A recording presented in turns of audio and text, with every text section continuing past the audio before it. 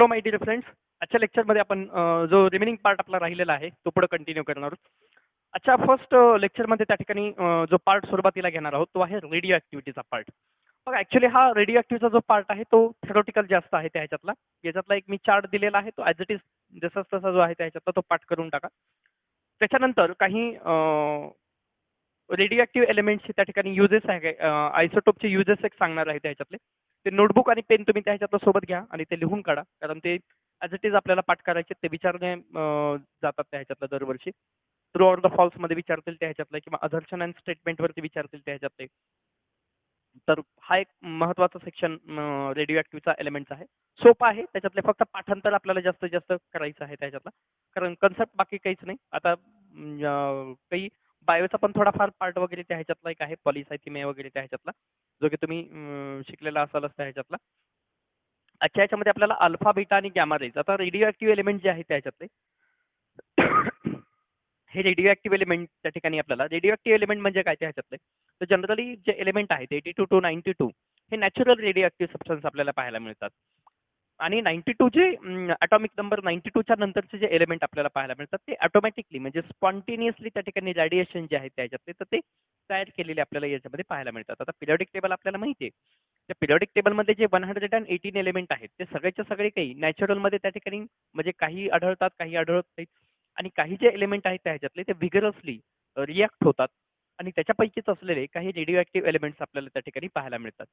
तर generally 92च्या above element जे आहे त्याच्यातले, जसं की आता युरेनियम आहे, थोरियम आहे, रेडियम आहे, हे सगळेच्या सगळे एलिमेंट जर आपण बघितले तर ते रेडिओ ॲक्टिव्ह आपल्याला पाहायला मिळतात. रेडिओ ॲक्टिव्ह म्हणजे काय त्या ह्याच्यातलं, कारण ते रेडिएशन्स त्या ठिकाणी उत्सर्जित करत असतात.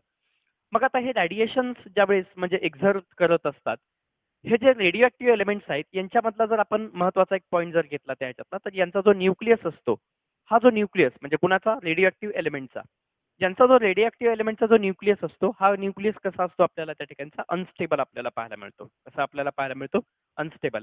आणि या अनस्टेबल न्यूक्लियसमधून जे रेडिएशन्स बाहेर पडणार आहेत, तर ते या न्यूक्लियसच्या माध्यमामधून त्या ठिकाणी रेडिएशन जे आहे त्या ह्याच्यातले, तर ते रेडिएशन्स हे बाहेर पडत असतात. आता दोन टाईपचे आपल्याला जनरली पाहायला मिळतात, एक आहे नॅचरल रेडिओ ॲक्टिव्हिटी आणि दुसरा एक असतो तो म्हणजे artificial radio activity. Natural radio activity सांगितलेले, नॅचरल रेडिओ ॲक्टिव्हिटी जनरली तुम्हाला 82 to 92 एलिमेंट जे आहेत त्या ह्याच्यातले, त्याच्यामध्ये हे तुम्हाला रेडिओ ॲक्टिव्ह एलिमेंट म्हणजे या ह्याच्यामध्ये आपल्याला रेडिओ ॲक्टिव्ह म्हणजे नॅचरल निसर्गातच ते त्या ठिकाणी आपल्याला पाहायला मिळतात. तर आर्टिफिशियल जे रेडिओ ॲक्टिव्ह आहेत, आर्टिफिशियल रेडिओ ॲक्टिव्ह त्याच्यातला एक सायंटिस्ट आपल्याला पाहायला मिळतात, क्युरी. नाम लक्षात ठेवा त्या ह्याच्यातला. पुढे 11-12ला फिजिक्समध्ये तुम्हाला जास्तीत जास्त हा पार्ट कामाला येणार आहे. आणि जेई मेन्सला एक न्यूक्लिअर रिॲक्टिव्हिटी म्हणून त्या ठिकाणी फक्त JEEला सिलेबस आहे मेन्स आणि ॲडव्हान्सला त्या ह्याच्यातला, नीटला नाही आपल्या. तर हे रेडिओ ॲक्टिव्ह एलिमेंटच्या ह्याच्यामध्ये तुम्हाला शिकायचं आहे. तर आर्टिफिशियल जे रेडिओ ॲक्टिव्ह आहेत तर ते करता येतात का, तर हो करता येतात. मग कोणत्या सायंटिस्टनं डिस्कवर केलेलं आहे, इट इज अ कपल होतं, क्युरी नावाचं त्या ह्याच्यातला. या क्युरी या माणसाने म्हणजे दोघांना पण नोबेल प्राईज त्या ठिकाणी मिळालेला आहे. या माणसाने काय केलं, त्या ह्याच्यातलं जे एलिमेंट आहे त्या ह्याच्यातले, तर त्या एलिमेंटमध्ये इंड्युस्ड केली रेडिओ ॲक्टिव्हिटी. म्हणजे एखादा एलिमेंट आहे आणि तो एलिमेंट रेडिओ ॲक्टिव्हिटी एक्झर्ट करत नव्हता किंवा उत्सर्जित करत नव्हता, परंतु या माणसाने त्या एलिमेंटमध्ये काय तयार केलं, त्या ह्याच्यातलं रेडिओ ॲक्टिव्हचे रेडिएशन्स ते निघू शकतात, असं त्या ठिकाणी डिस्कवरी केलेलं आपल्याला कोणत्या ह्याच्यामध्ये पाहायला मिळतात, आर्टिफिशियल म्हणजे त्यालाच म्हणलं जातं आर्टिफिशियल रेडिओ ॲक्टिव्हिटी. आणि कोण डिस्कवर केलं, क्युरी या सायंटिस्टने त्या ठिकाणी डिस्कवर केलेलं आपल्याला पाहायला मिळतं. आता मग हे जे डिस्कवरी जे म्हणजे रेडिएशन जे एक्झर्ट होणार आहेत, जे रेडिएशन्स एक्झर्ट होणार आहेत, तर ते रेडिएशन्स किती टाईपचे आपल्याला पाहायला मिळतात, तर ते 3 टाईपचे रेडिएशन्स आपल्याला पाहायला मिळतात. किती टाईपचे रेडिएशन्स आपल्याला पाहायला मिळतात, 3 टाईपचे रेडिएशन्स पाहायला मिळतात. कोणते कोणते आहेत, तर बघा जनरली 3 टाईपचे आहेत. एक असतो तुमचा अल्फा, दुसरा एक आहे बीटा, आणि तिसरा एक असतो तुमचा त्या ह्याच्यातला गॅमा. पहिला कोणता, अल्फा, दुसरा बीटा, तिसरा कोणता त्या ह्याच्यातला गॅमा. आता हे 3 जे रेडिएशन्स आहेत त्या ह्याच्यातले सिमिलर आहे तुमचा प्रोटॉन, न्यूट्रॉन आणि इलेक्ट्रॉन, याच्यासारखं तुम्ही कम्पेअर करू शकता. प्रोटॉनचा चार्ज आपल्याला माहिती आहे पॉझिटिव्ह असतो, सेम अल्फाचा पार्टिकलचा चार्ज असतो त्या ह्याच्यातला कोणता, पॉझिटिव्ह असतो ह्याच्यातला. ठीक आहे. अल्फा म्हणजे प्रोटॉन म्हणजे पॉझिटिव्ह, अल्फा म्हणजे पण पॉझिटिव्ह त्याच्यातला. बीटा, बीटा म्हणजे काय त्या ह्याच्यातला, सेम ॲज इट इज तुम्ही लक्षात ठेवू शकता. इलेक्ट्रॉन, इलेक्ट्रॉनचा चार्ज असतो निगेटिव्ह, बीटाचा पण चार्ज कोणता असतो, निगेटिव्ह. तिसरा एक आहे आपण बघतो त्या ह्याच्यातला प्रोटॉन, न्यूट्रॉन आणि इलेक्ट्रॉन त्या ह्याच्यातला. ठीक आहे. सॉरी, न्यूट्रॉनचा ह्याच्यातला चार्ज नसतो, सॉरी. इलेक्ट्रॉनचा जो आहे त्या ह्याच्यातला electron is similar to the beta. आणि तिसरा जो असतो त्याच्यातला न्यूट्रॉन, हा neutron is similar to the gamma rays, म्हणजे चार्जलेस असलेला त्याच्यातला. मग आता बघा पहिल्यांदा नेचर प्रॉपर्टीचं इकडे प्रॉपर्टी लिहिले आणि त्यांचं अल्फा बीटा गॅमा रेजचं रेडिएशन त्याचं नेचर घेतलेलं आहे. पहिलं नेचर कोणतं आहे त्याच्यातला current of the alpha particles. आता याच्यामधला जर चार्ज कोणता असतो किंवा जर आपण बघितला तर हेलियमचा पार्ट असतो. आत्ताच मी तुम्हाला पॉझिटिव्ह चार्ज असतो आणि तो पॉझिटिव्ह चार्ज म्हणजे कोणत्या एलिमेंटचे असतात तर हेलियमचे. आता हेलियमचं बघा आता हेलियमचं चार्जेस ॲटॉमिक नंबर किती याचा 2 आहे त्याच्यातला. मग 2 इलेक्ट्रॉन एक तर ज्यावेळेस डोनेट करतील त्यावेळेस त्याच्यावरती चार्ज कोणता येतो त्याच्यातला पॉझिटिव्ह, म्हणून इथे दिलेले He+2 त्या ठिकाणचा. ठीक आहे, हे एक लक्षात ठेवा.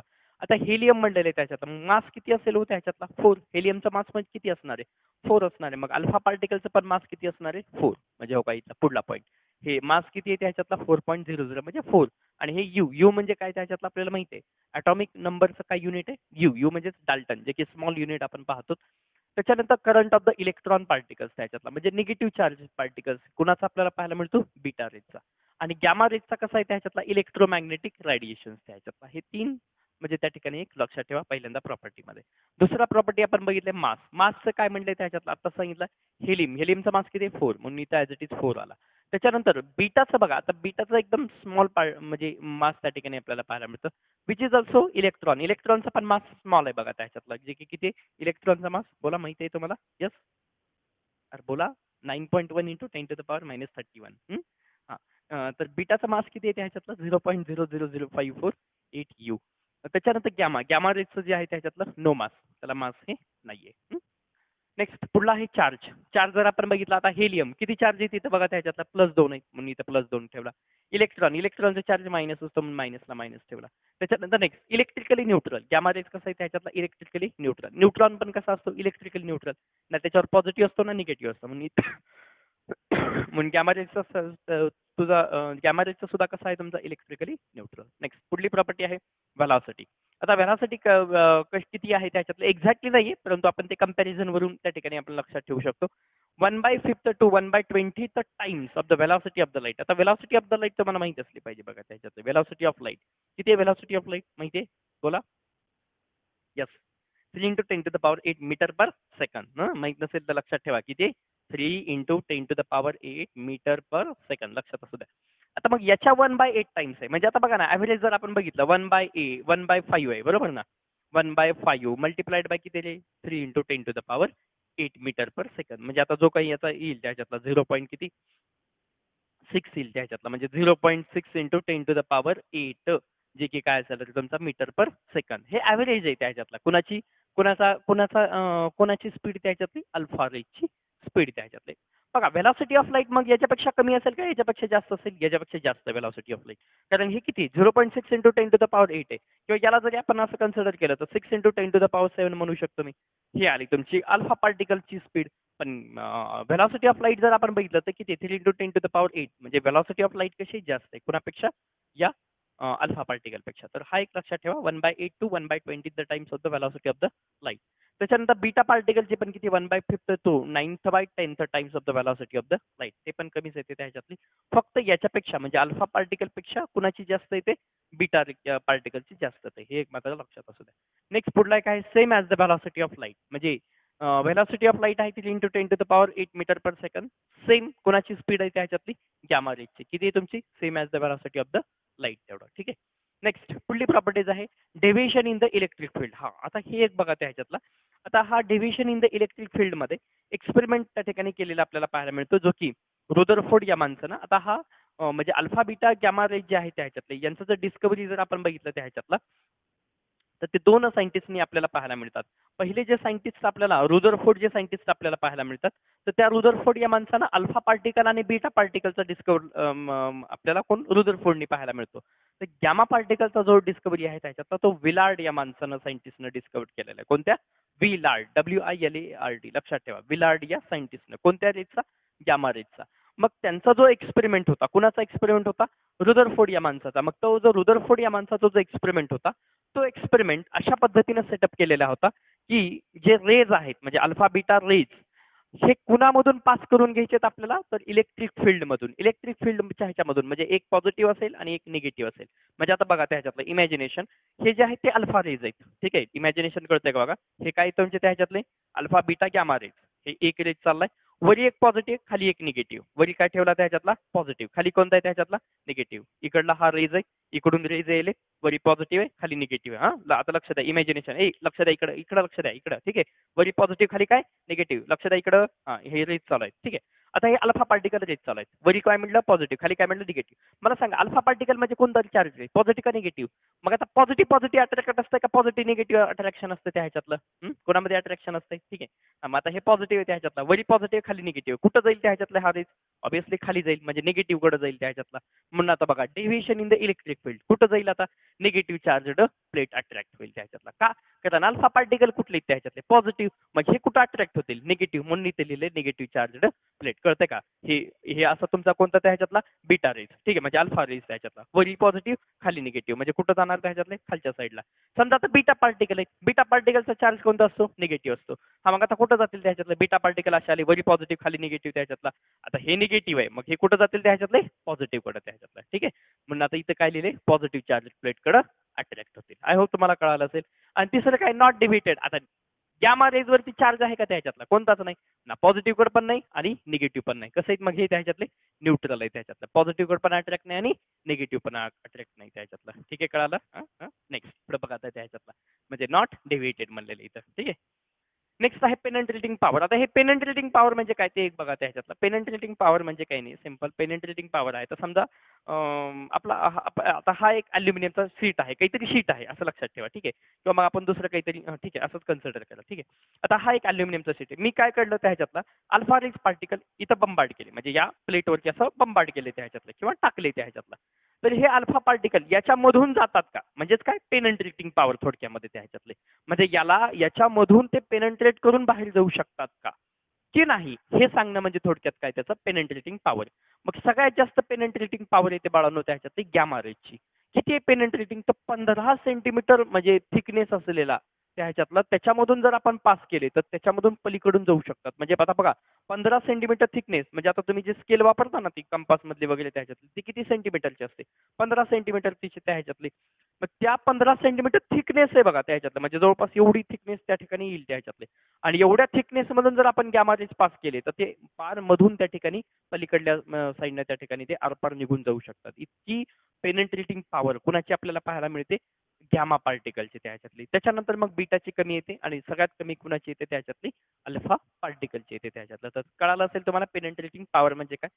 आणि हे जे पेनेट्रेटिंग पॉवर आहे, हे पेनेट्रेटिंग पॉवर याच्या अपोजिट असतं बाळांनो आयनायझेशन पॉवर. काय असतं त्या ह्याच्यातली? Ionization power. तर हा एक लक्षात ठेवा त्या ह्याच्यातला. तर ते आयनायझेशन पॉवर तुम्हाला पिरियडिक टेबलमध्ये त्या ठिकाणी घेतला असेलच त्या ह्याच्यातला आयनायझेशन पॉवरमध्ये. ठीक आहे, तर ionisation power is inversely proportional to the penetrating power असं लक्षात ठेवा.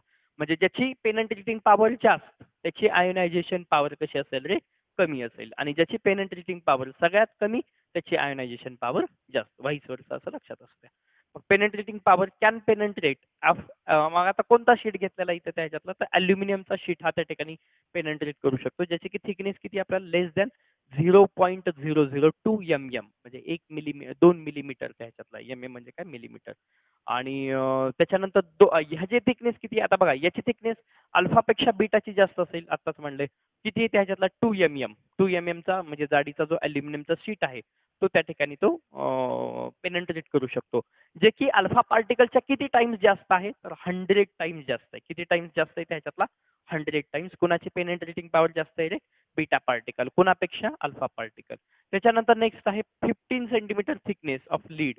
म्हणजे 15 सेंटीमीटर लीडचं जर आपण एखादी ज्याची थिकनेस घेतली तर त्याच्यामधून जर आपण गॅमा रेज जर पास केले त्याच्यातले तर ते म्हणजे मधून त्या ठिकाणी निघून जाऊ शकतात. तर हे एक लक्षात ठेवा.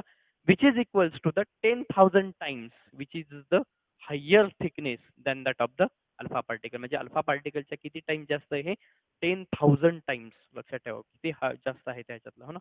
आयनायझेशन पॉवर आता याच्या विरुद्ध याची मी आता म्हणलं सगळ्यात जास्त कुणाची पेनेट्रेटिंग याची होती, मग सगळ्यात कमी कुणाची असेल त्याच्यातली? याचीच असेल. म्हणून इथं लिहिलंय व्हेरी लो, इथं लो आणि व्हेरी हाय असेल. ठीक आहे, next power to produce the fluorescence. आता हे फ्लोरोसन्स वगैरे त्या ह्याच्यातले तुम्हाला स्ट्रक्चर ऑफ ॲटम मध्ये त्या ठिकाणी झालं असेल बघा.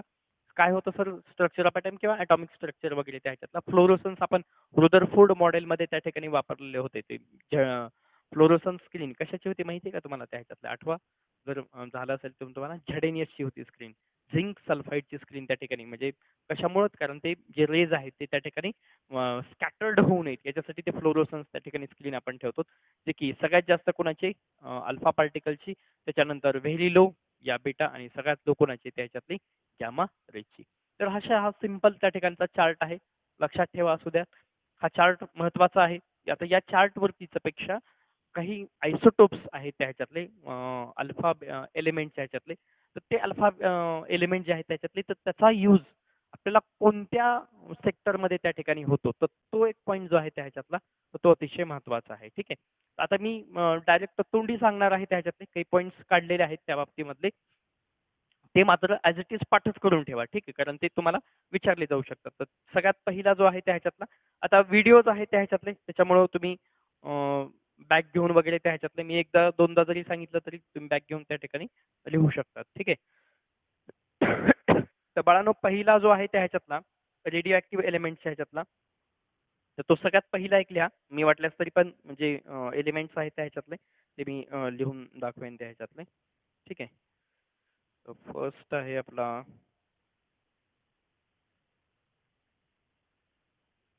हा रेडिओग्राफी मधला एक आहे त्या ह्याच्यातला ही तुम्हाला समजलं असेल त्या ह्याच्यातला इरेज करतो हा पहिल्यांदा.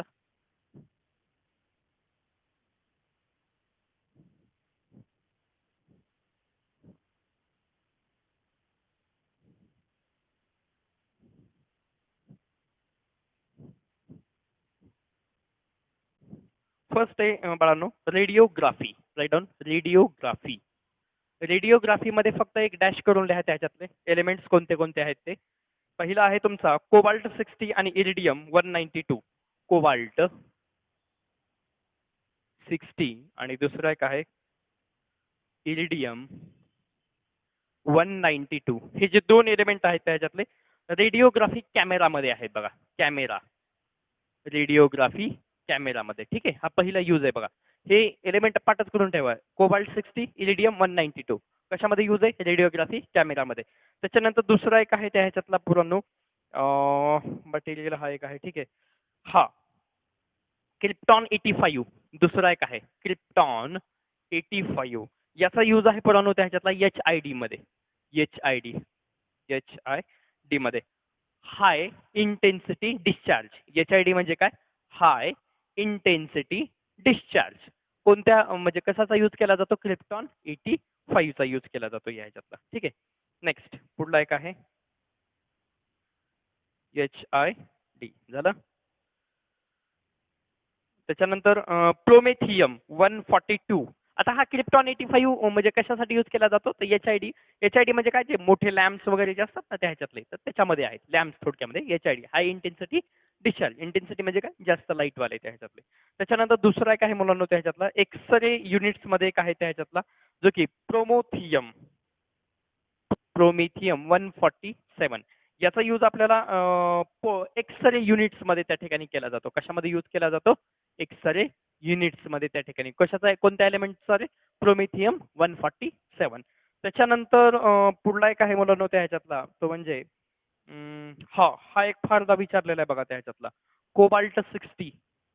कोबाल्ट 60 याचा यूज आपल्याला फूड प्रिझर्वेटिव्ह म्हणून त्या ठिकाणी केलं आपल्याला पाहायला मिळतो किंवा फूड प्रिझर्वेशन आपण त्या ठिकाणी केलेलं आपल्याला पाहायला मिळतो. बघा कोबाल्ट 60चा इथं पण यूज आहे जो की कशामध्ये आहे सोबत इरिडियम 192 रेडिओ ऍक्टिव्ह कॅमेरा म्हणून आहे त्या ह्याच्यातला. आणि कोबाल्ट 60चा दुसरा यूज काय आपल्याला पाहायला मिळतो फूड प्रिझर्वेटिव्ह. हा एक लक्षात ठेवायचा ह्याच्यातला. त्याच्यानंतर अजून एक दुसरा एक आहे त्या ह्याच्यातला तो म्हणजे याच कोबाल्ट 60चाच ते ओनियन बटाटे वगैरे त्या ह्याच्यातला त्याला प्रोडिंग त्याला काय म्हणतात कोंब फुटू नये म्हणजे येतात ना बटाट्याला वगैरे त्या ह्याच्यातले बघा कोंब असतात बघा त्या ह्याच्यातले तर ते म्हणजे होऊ नयेत किंवा ते वाढवू नयेत ते ग्रो होऊ नयेत याच्यासाठी सुद्धा कशाच कोणत्या एलिमेंटचा यूज केला जातो कोबाल्ट 60. तर हा एक एलिमेंटचा कोबाल्ट 60 फार म्हणजे फार ठिकाणी बघा. कोबाल्ट 60 एक रेडिओ कॅमेरामध्ये पण आहे. कोबाल्ट 60 फूड प्रिझर्वेटिव्ह मध्ये पण सांगितलं आणि कोबाल्ट 60 कशामध्ये सांगितलं त्याच्यातलं जे कोंब वगैरे असतात ना त्याला काय म्हणजे आता इथं वर्ड ऍक्च्युली प्रोडिंग म्हणून त्या ठिकाणी दिलेलं आहे. ठीक आहे. तर असं लक्षात ठेवा त्या ह्याच्यातलं की जे कोंब वगैरे फुटू नये त्या ह्याच्यातले तर त्याच्यासाठी सुद्धा हा एलिमेंट जो आहे कोबाल्ट 60 त्या ठिकाणी यूज केलेला आपल्याला पाहायला मिळतो. नेक्स्ट पुढला जर यूज आपण बघितला जो की महत्वाचा आहे स्ट्रॉन्टियम हा एक लक्षात ठेवा. स्ट्रॉन्टियम फिफ्थ यूज स्ट्रॉन्टियम 90 हा स्ट्रॉन्टी 90 त्या ह्याच्यातला क्रॉप्स वरती क्रॉप्सच्या रिसर्चसाठी त्या ठिकाणी क्रॉप्सच्या रिसर्चसाठी आता क्रॉप्स कोणते त्या ह्याच्यातले तर गरज नाही त्या ह्याच्यातले कोणतेही जनरल क्रॉप्स जे आहेत त्या ह्याच्यातले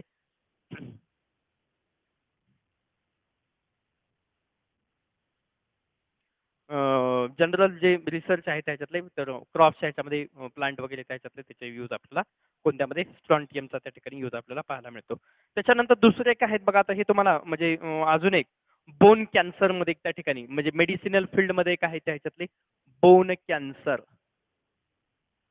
हाडाचा कॅन्सर. आता ह्याच्यामध्ये एलिमेंट जर आपण बघितले त्या ह्याच्यातले तर पहिला एक आहे स्ट्रॉन्टियम 89 स्ट्रॉन्टियम 89 कॉमा 90 कॉमा समारियम